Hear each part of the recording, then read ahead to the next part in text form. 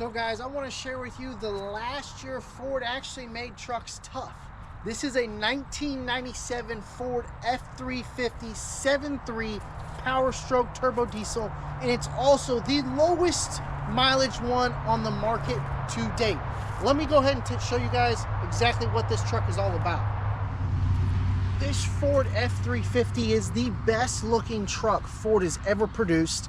And what also makes it really nice, it's the F-350, so it comes with the 1-ton axles. It also has the most reliable engine Ford has ever produced and desirable, the 7.3 PowerStroke turbo diesel in a 4x4.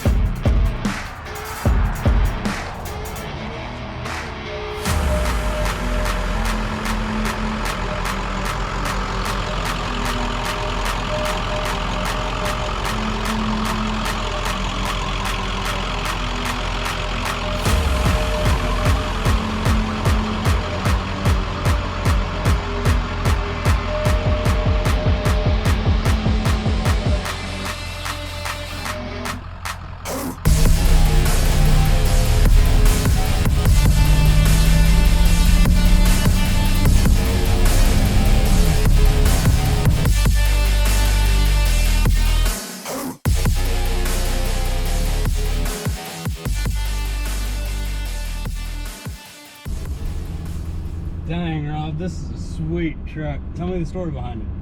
So, how I got the truck was, this is a one-owner truck. The original owner, he bought it brand new, babied it, always garage kept it. He ended up passing away, and his kids owned the truck, and then they got it professionally appraised. They looked at seeing what other dealers were asking, and then they saw how much nicer theirs was and how much more lower miles were, so they got it professionally appraised. Then I ended up buying it from them, and that's how I got the truck. They didn't really, I know the son didn't really want to sell it because how nice it was, which I understand on that. Yeah, a lot of emotion tied there too. Yeah, but the daughter, I could tell she really wanted to sell, and they did get a lot of money for the truck just because of how rare this truck is, how low mileage. Being the F-350, the best one you can get from Ford for that year. What is the mileage on this thing? 16,912 miles is the actual, right? And it's a 97? It's a 1997 F-350. This guy put like 500, just over a little 500 miles a year on this thing. Yeah, crazy. It's wild. Yeah. And it's been garage ever since. Been garage kept. It looks like it. Has every receipt since new on it.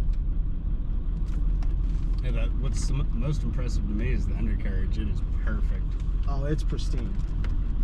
I mean, it's the nicest that I've ever seen on one. You could literally eat off the frame. It literally looks brand new like it would in 1997. So tell me, I know people are hot after the F-250s, but they're hot after the F-350s too. What's the difference in the two trucks?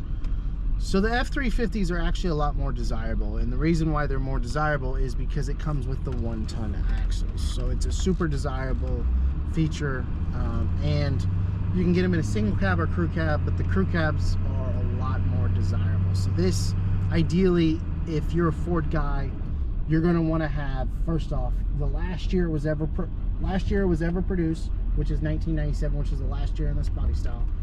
And then you're going to want to have the crew cab, which is what this truck is. Right. And then on top of that, you're going to want to have the 4x4, which this has. You're going to want to have power windows, which this has.